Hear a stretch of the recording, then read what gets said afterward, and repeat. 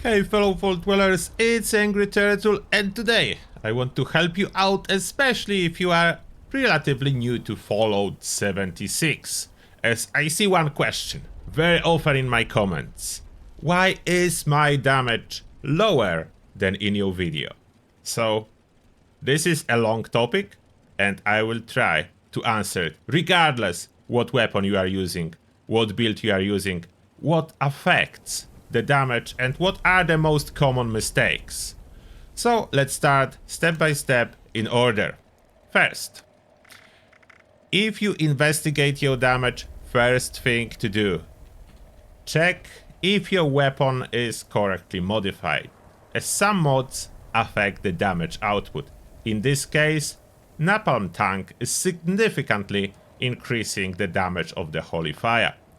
Then, whatever weapon you are using, you should know that some legendary effects will significantly affect weapon damage, like in this case, this Cryolator is bloodied, so equipping it, damage go up. That's additional thing not everyone knows. Some effects show up on the weapon card only when the weapon is equipped, and surprisingly, when you have bloodied weapon equipped and you inspect other weapons, they will show the damage like they are bloodied. So that's a tricky part. The best thing to check the weapon and what exactly damage you have with it is equip it. Then look at the weapon card. If it's not equipped, it can be wrong. So that's second important point. Now, after that, you look at your perks. Whatever weapon you plan to use, make sure you are using the correct perks. So, how to figure out if the weapon I'm using is a heavy gun, it's not a heavy gun, is it a rifle, is it a launcher, what is it? The easiest thing is to equip or unequip some perks, like for example the common mistake. In case of Enclave Plasma, it is a flamer. How it works? It fires a flame in rapid succession. Most people would classify it as a commando weapon because it says fire mode automatic. So, how you check, double check you have the good perks? 79, 119, the weapon need to be equipped before you check it, as I said, otherwise you can make a mistake. So 79, 119.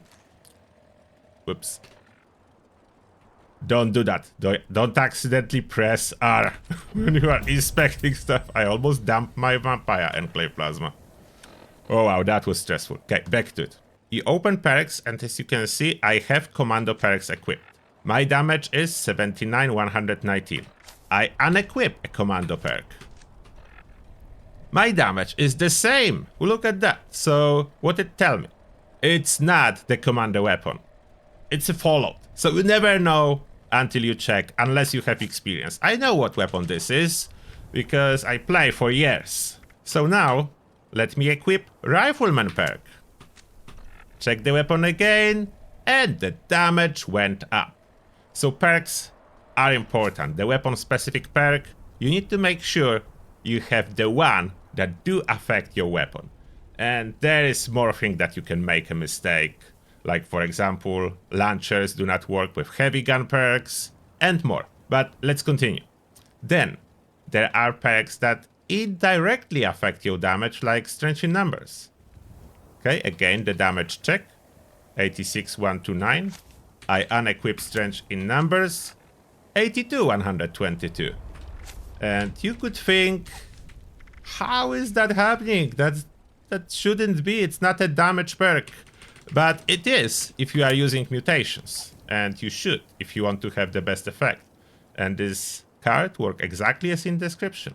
Mutations are stronger if you have at least one mutated teammate.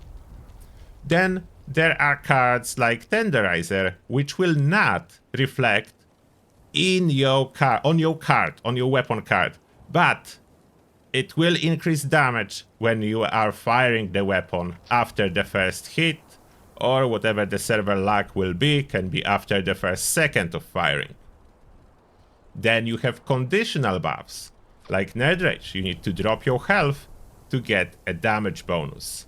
After that, you have different type of conditional buffs. Covert Operative. Your sneak attacks will be more powerful, but those need to be sneak attacks, so you cannot be in danger and you need to be crouching. Then you have damage bonuses like Adrenaline that will amp your damage when you start killing some enemies, and universal damage bonuses like Bloody Mess. Then, the most important damage bonuses, especially if you are fighting bosses, criticals. And to don't make this video too long, quick information, every critical hit bypass damage mitigation on endgame bosses. That's why it's even more important to boost your better criticals and all your criticals than anything else. Even if weapon is not created for use in VATS, like for example Fatman, it will perform so much better with VATS critical if you use it in boss fight. Then there is card like Critical Savvy that ensure that you will get frequent criticals. The best possible scenario is crit every second shot. You cannot get better, so every second shot. Now, there are legendary perks. One of them is Follow Through, that increase damage to the target for everyone. It's not only for you, so it will not show on the weapon card. It's for everyone. If you do a sneak attack on an enemy, it will activate this debuff that increase damage taken by this enemy by 40%, and this debuff does stack with taking one for the team that is the same debuff but activated differently. Enemy need to attack you, you tank the damage, you activate a debuff on this particular enemy. If both are active, taking one for the team and Follow Through or particular boss, you will see how much faster this boss will be taking damage from everyone firing, regardless if they have this legendary perk equipped or not. Now, how is it that Strength in Numbers is increasing my damage? That's because I am currently low health and there is a mutation called Adrenal Reaction. More weapon damage at low HP. I don't know why it doesn't state exact values, but it's 50% more damage at low HP. All damage. It actually says weapon damage. It's all damage at low HP. To achieve maximum effect of Adrenal Reaction, your HP need to be 20% or less, and this mutation will be boosted by Strength in Numbers, which gives you around 63% increase in your damage. And similarly, if you have perks like Twisted Muscle that do boost melee damage, it is affected by Strength in Numbers. That's why it's 35 and not 25%. Then you can indirectly boost your damage again with consumables. Depending what is your mutation, you can be either carnivore or herbivore. And it multiplied benefits greatly. It says 3 times the benefits because of Strength in Numbers. It's actually 2.5 times the benefits, but we'll let this rounding slide. What this means to you. In case of carnivore, I have already longer videos that if you are melee, some food will greatly boost your melee damage, and those foods do stack. So that's a totally separate topic. What you can apply, what will stack, what will not stack. If you are a herbivore, you will have access to food that boost your critical damage, which is even better. So I recommend carnivore for melee builds and herbivore for every non-melee build. That's my general recommendation. Now, of course, apart from all this stuff, there are magazines and bobbleheads. And we are talking now about final point, which is boosting for a short period of time for a boss fight, difficult fight, or just if you want to beat your record, how fast can you kill something. So bobblehead, you can use whatever is best for your weapon. So if you are using launcher, like let's say Fatman, you will go for explosive. If you are using a melee weapon, you can boost your melee damage. If you are using any type of a rifle, you can go with small guns. Yeah, rifles count as small guns. Everything that's not a heavy gun basically count as a small gun. If you have energy weapon, you can use energy weapons bubblehead, and so on. There is a heavy gun bubblehead, but the most important will be always crit damage booster. Like for example, guns and bullets free will boost ballistic gun crit damage by 100%. For 30 minutes, it's the normal duration of this buff.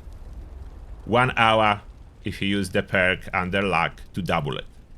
And after you have all the food, all the bobbleheads and magazine, just before combat itself you can boost further if you apply some chems in proper order.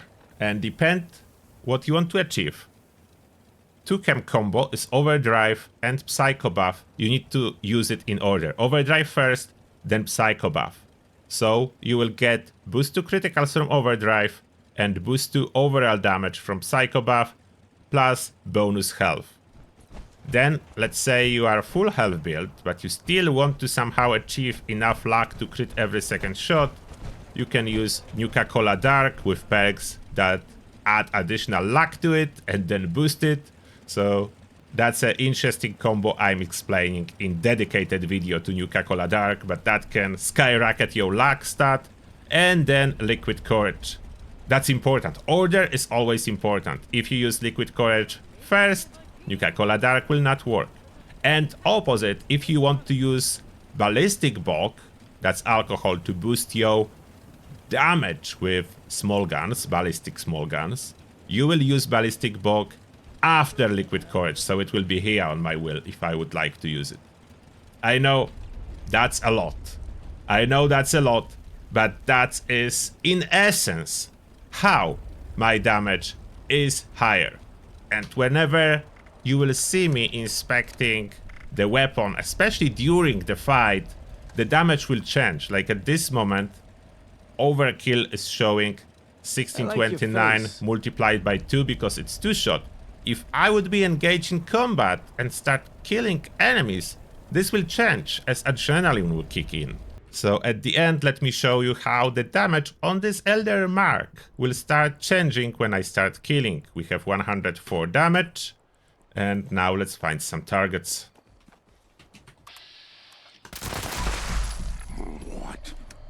First kill, 112 damage. Second kill, 116. You can see how the damage is going up. Damage up to 121. Couple more super mutants. We'll get a cap at 60% bonus. And damage is 129 if I open a stat page. Damage plus 60%.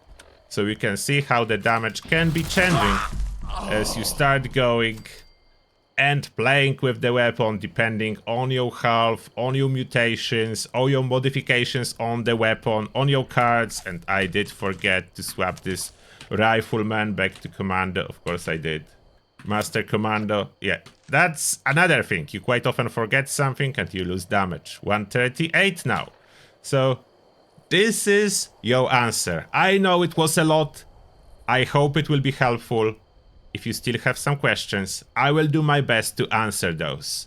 And that being said, thank you a lot for watching and see you all in the next one.